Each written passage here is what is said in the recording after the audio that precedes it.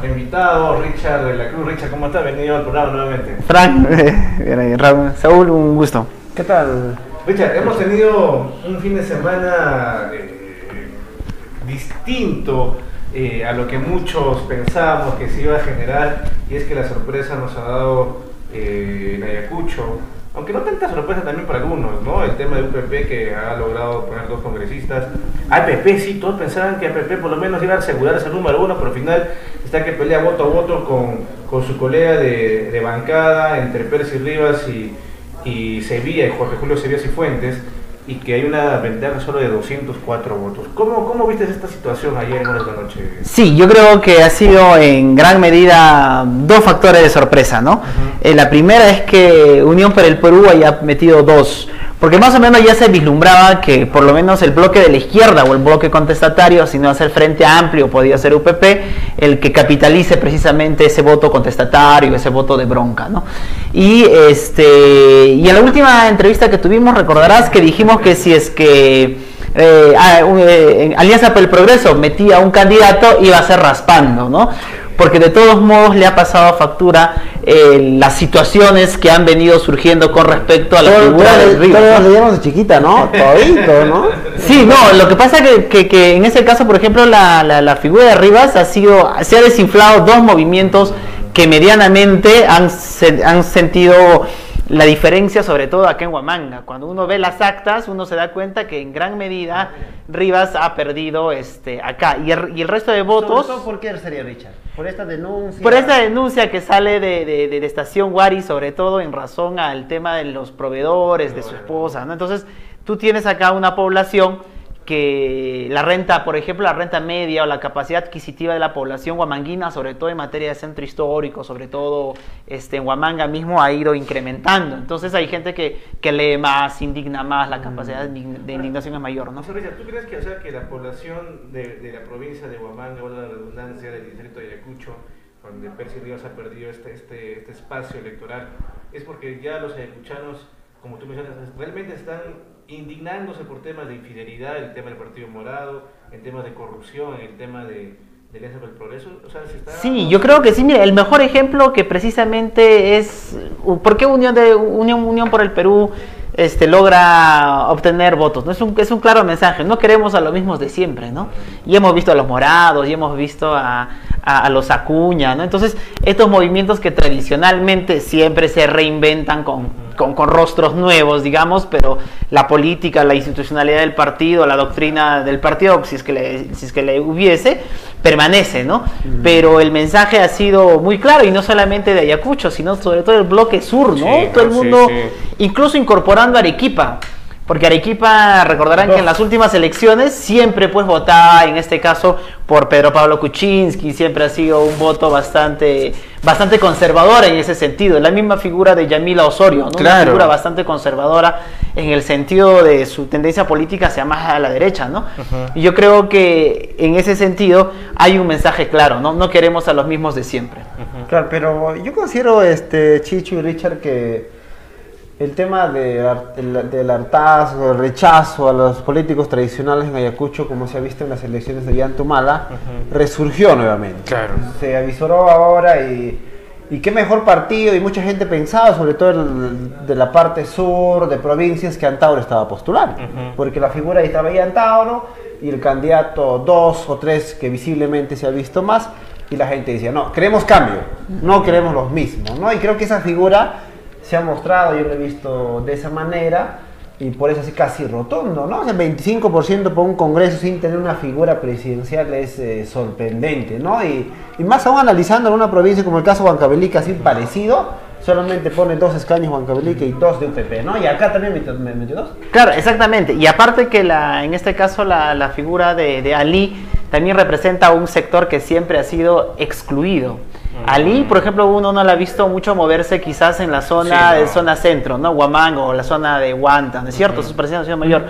pero entendemos que ha desarrollado una labor de pueblo en pueblo, sobre todo donde, que es lo suyo, ¿no? Así discreto. Ha sido una campaña discreta, pero a la vez también creo que no es de no reconocer que ha tenido una logística medianamente importante. Más que los dos, ¿no? Claro, ha tenido una logística medianamente importante, nada más que no fue perceptible. Claro, cuando no saben la suya no lo podemos Exactamente, ver, claro. pero sobre todo su rollo ha sido muy fuerte, ¿no? Ollanta y Antauro han sido de Oyolo y yo soy de Oyolo. Entonces ahí hay una apropiación incluso geográfica y territorial. Y en ese caso la representación sobre todo del sector de la zona sur ha sido muy muy fuerte. Lo que Por eso tienes también un Sevilla peleándole ahorita voto a voto Hombre, a Percy Rivas. Entonces también hay una reivindicación dentro del escenario local, no es tener una sola lectura, sino Claro, también hay, sí. hay una lectura Lo que sectorial. dice Chicho es realmente cierto, porque Richard, Ollanta, Richard, bueno, Ollanta, a pesar que tuvo eso le iba a preguntar. sigue teniendo aceptación ese Ajá. sitio, ¿no? Sí, o sea, Porque se ha visto Richard, unos videos. claro, o sea, podemos decir que si mañana se presenta Ollanta Humala Tazo nuevamente al Congreso, perdón, a la Presidencia de la República, ¿Ayacucho le daría su respaldo nuevamente? Mamá, yo creo que Claro, no. sí, habría que ver en esa figura, porque de todos modos, sin caer, digamos, en el nacionalismo, así como en su momento Alberto Fujimori logró construir un voto fuerte, un voto duro, Ollanta Humala tiene todas las condiciones para hacerlo, o sea, tiene material para vender, digamos, programa juntos, ¿no es cierto? Cunamás, o sea, tiene una serie de cuestiones, pero lamentablemente a comparación de su hermano, Antauro, la claro. figura política de Antauro tiene mayores concepciones y además ahí dentro del proceso político tú tienes que medir qué tanto rabo de paja tienes que te va a jalar hacia abajo. Claro. Entonces ahí todo el tema de Odebrecht a Ollanta Humala lo resta un montón y lo va a desgastar. Y no solamente eso, sino también la figura familiar, ¿no? O sea, es decir, o sea, en un país elementalmente machista, decir que tu mujer toma las decisiones por el presidente, eso lo caricaturiza, Claro. lo caricaturiza como posibilidad Además, política, un ¿no? espacio bastante conservador, en este caso sectores como el caso de Huamanga, eso despinta, ¿no? A mí lo que más Sí. me sorprendió es que Ali, que su bolsón no es Huamanga, es la No. parte sur, Ujú. pero terminó imponiéndose a Marquina, terminó imponiéndose a los demás, eso que no es de Claro, pero ganó a todos en Huamanga. pero Sí. ha sido muy interesante y a alguien en la mañana decía, no es que solamente pues haya sido arrastre, sino ha sido también una planificación del Sí. proceso de campaña sin restarle resto a la mirada nacionalista, porque Ali ha tenido un recorrido muy muy fuerte en todo lo que viene a ser la zona sur.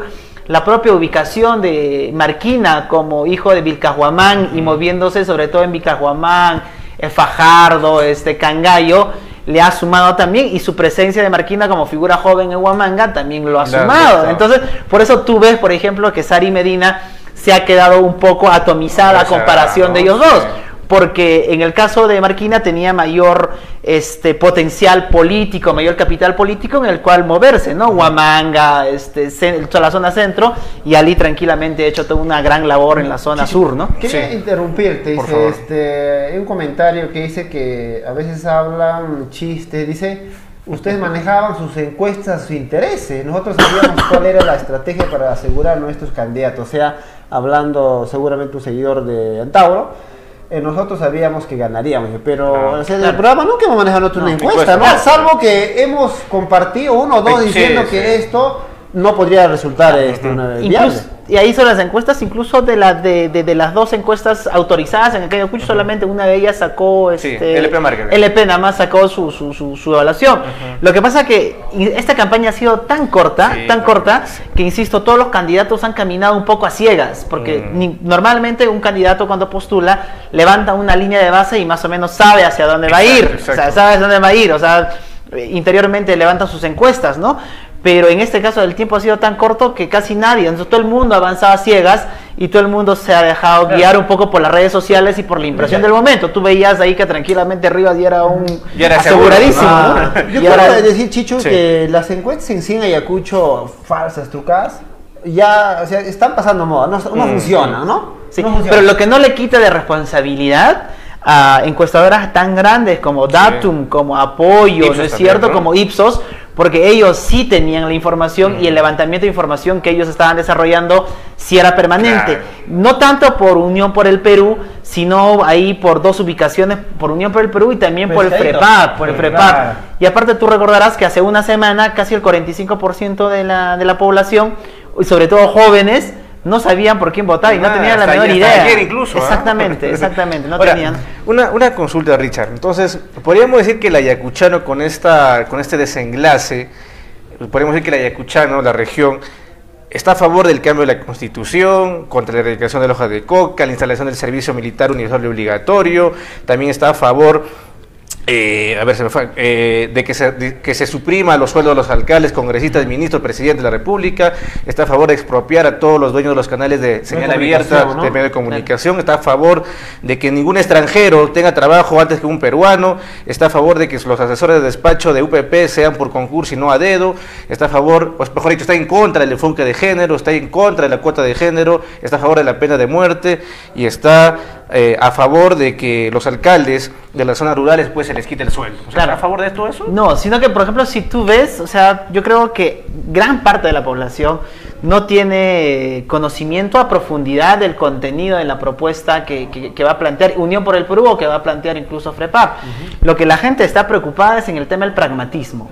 En el caso de FREPAP y en el caso de Unión por el Perú, han presentado, lejos de todo, una propuesta elementalmente pragmática. O sea, han sido recontra pragmáticos. La zona sur del país, Ayacucho, Andahuaylas, Huancavelica, Sí. ¿no es cierto? Ya está harta del discurso, ¿no? De vamos a revisar la Constitución, el debido proceso. Entonces, la gente ya realmente está harta, está cansada, pero del discurso. Y en este caso, ahí tienes un partido, Unión por el Perú, que te propone una salida, sobre todo, elementalmente pragmática, mucho más práctica, mucho más inmediata, mucho más fácil, o sea, mucho más propia, ¿no? Mucho más cercana. Solamente un paréntesis, vamos a pedirle a producción que le acabamos de enviar una imagen por WhatsApp de un mapa del Perú, cómo han quedado las elecciones, por favor, si lo pueden poner en pantalla. Y mientras continúa Richard, por favor. Ese mapa que ya ahorita va a estar en pantalla, por lo que decía Richard, era que la parte sur del Perú, como Arequipa, Huancavelica, Apurímac, Tacna, son bastiones de UPP, ¿no? UPP. No solamente de UPP, ¿no? Por ahora puede ser por UPP, ¿no? En su Ahora puede momento ser de las UPP. facciones de izquierda, ¿no? Claro, claro. Lo que pasa es que acá ha habido una gran irresponsabilidad por la izquierda, porque que Verónica Mendoza en este momento esté a punto de no pasar la valla, eso lo debe llevar a reflexionar hasta qué punto ha sido.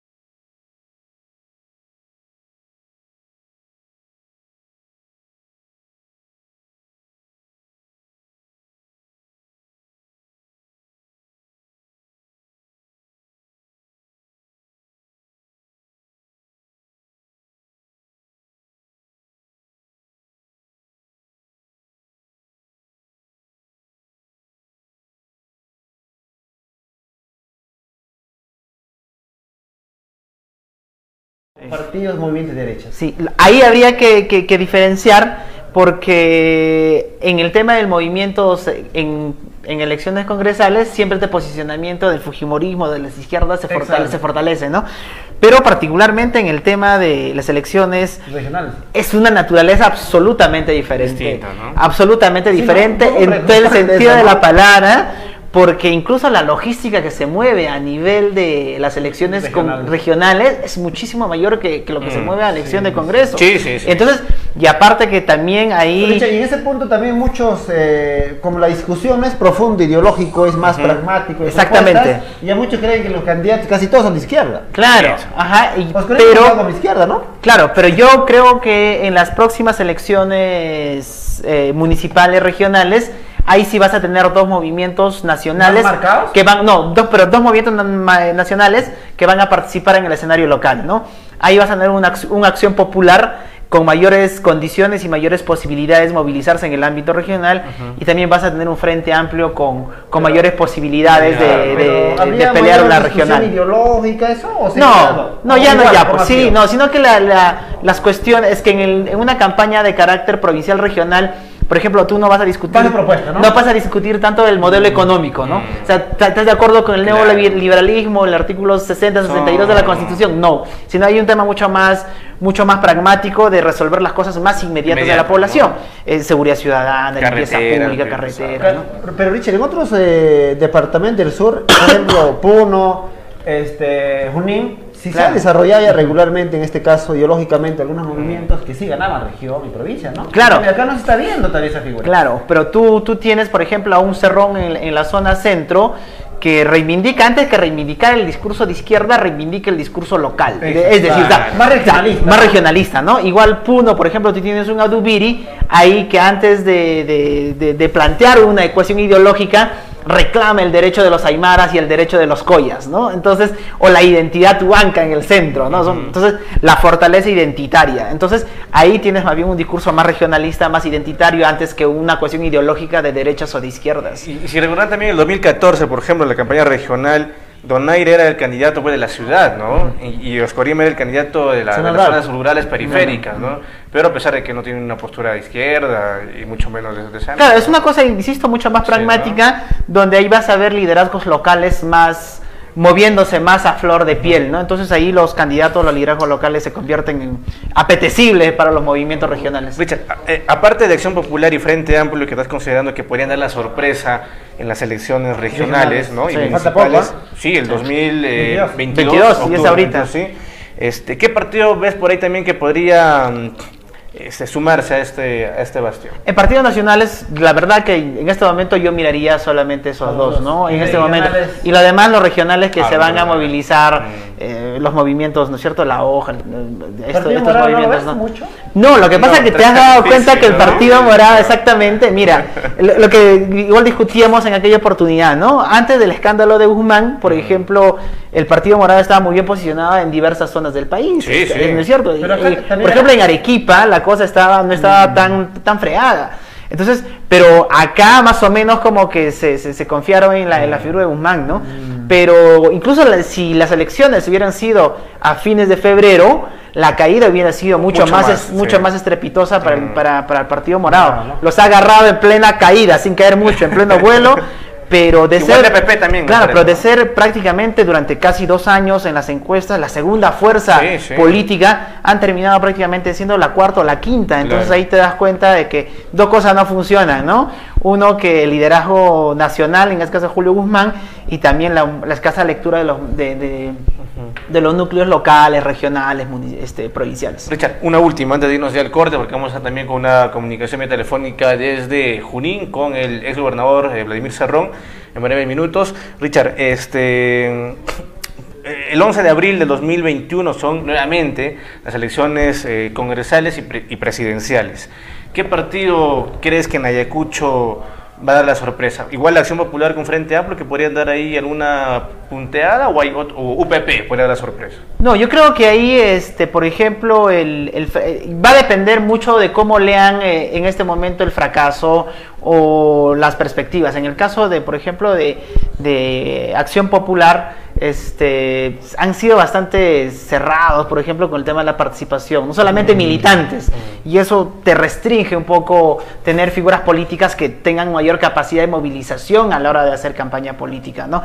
De UPP va a depender mucho materializar las promesas que han planteado, porque han planteado una serie de propuestas bastante grandes, ¿no es cierto? Nueva constitución, pena de muerte, entonces hay una serie, incluso la libertad de Antauro, ¿no? Entonces hay varias cosas que habría que medir si en 1 año 4 meses le va a alcanzar. Si es que no les va a alcanzar, va a ser ahí un escenario importante, porque la izquierda en Ayacucho no está muerta. O sea, tienes ahí un Frente Amplio que casi iba a entrar y se ha quedado más bien ahí por muy poco, pero va a depender, incluso el tema de Verónica Mendoza también ha sido un error, ¿no es cierto? Las dificultades que han tenido y las divisiones internas que han tenido, pero en el caso de Ayacucho, Puno, ¿no es cierto? Estas poblaciones, ¿por qué votan por una propuesta casi siempre de izquierda, radical? Porque sus problemas más grandes nunca han sido resueltos. Desnutrición crónica, anemia, ¿no es cierto?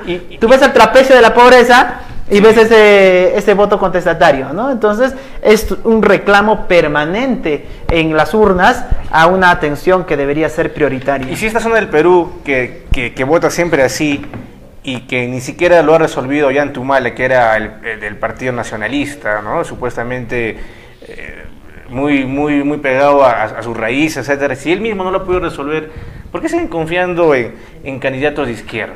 Claro, lo que pasa ahí que la fuerza con el sur no es suficiente. O sea, población, ¿no? Claro, exactamente. No, por ejemplo, ¿no? O sea, tú tienes acá en Ayacucho casi 400.000 electores y fracciones, ¿no? Pero tú te imaginas cómo Fuerza Popular ha logrado tener más de 10 parlamentarios en este momento. En este caso Piura. O sea, Piura es el referente más inmediato. En Piura han arrasado. Y Piura tiene 3 veces los electores que tiene Ayacucho. Tienen casi 1,5 millones de electores. Entonces, también, ¿no? Exactamente. Entonces hay plazas importantes que la izquierda tiene que ir fortaleciendo. Exactamente. Tú ves los votos que Antauro tiene en Lima y son mínimos. Entonces tú te acordarás, Ollanta Humala tuvo que hasta cierto punto suavizar su discurso para que sectores populares terminen votando por él. Entonces ese es un sector que muchas veces la izquierda no termina de leer, en el sentido siguiente de que tiene que ir fortaleciendo otros liderazgos en el norte, en el oriente, en Lima, que le permitan literalmente no quedarse con el sur contestatario y tener una bancada y no resolver grandes cosas del país, sino también ser una fuerza más de carácter nacional, Chicho, ¿no? Justo intercambiando ideas a mediodía con Cerrón, decía si la alianza hubiera sido Perú Libre 3.5, que sacó en este caso en el porcentaje que no pasó la valla, 5.1 que está sacando hasta hoy en día JP.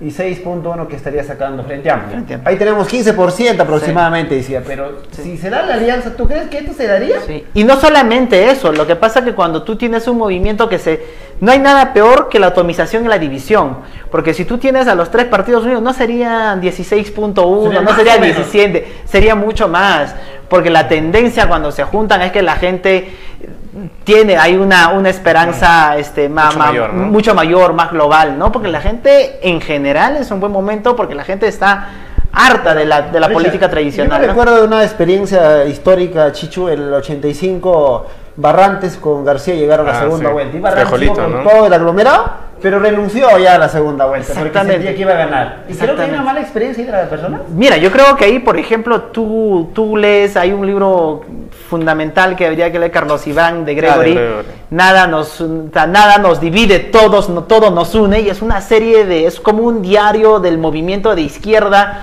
desde el 82 hasta el 88, si no me equivoco. Entonces ahí hay una lectura concreta, por ejemplo, ¿no? Entonces ahí la consigna era clara, ¿no? Unión ante el primer proceso, que era la elección municipal, y se ganó, y fue histórico lo de Izquierda Unida. Entonces, pero tú ves ahí, todos estaban unidos, el único que estaba disperso ahí por ahí sería Sendero, ¿no? Entonces, porque Patria Roja, todo lo demás, todos se habían juntado, exactamente. Entonces, creo que es un muy, muy buen momento para echarle una ojeada a ese libro de los dirigentes de izquierda. Luego, ¡pum! Es que toda dinámica política normalmente tiene ese proceso, y ¿no? Y la izquierda siempre se ha juntado mucho por el tema de las convicciones, ¿no? Y las convicciones a veces terminan dividiendo, y la derecha no se junta por convicción, se junta por interés. Sí. Entonces ellos ven intereses concretos, obtienen el interés y chao. Ahora, yo recién anoche me enteré de que Virgilio Acuña Peralta, el hermano de César Acuña, ha sido electo por UPP. Y en la mañana, al mediodía, Saúl me comentaba que era el financista, ¿no? de UPP. Entonces, y he estado revisando ahora la información en horas de la tarde y noche. Efectivamente, él ha sido congresista por APP, es socio fundador de la universidad junto con su hermano, gobernador regional de Lambayeque por APP, formó un movimiento regional en Lambayeque. Para ampliar, mira, lo que tú mencionas, hay una imagen de Cerrón que él dice bien claro. A ver, por favor, con la imagen, si nos ayuda. De Cerrón, cuando habla en este caso de Virgilia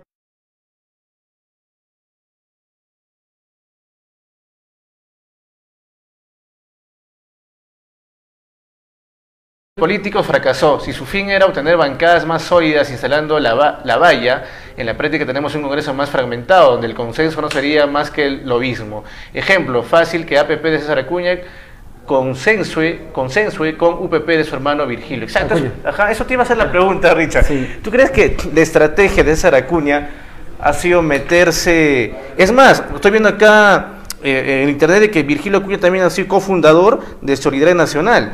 Entonces, o sea, César Acuña de alguna manera está sus redes, ¿no? ¿Está sus redes? No, yo creo que ahí Virgilio tiene una posición distinta. Han habido conflictos dentro de APP porque él también ha reclamado mayor protagonismo dentro de Alianza para el Progreso, ¿no? Y entonces el caudillismo de Acuña no le ha permitido.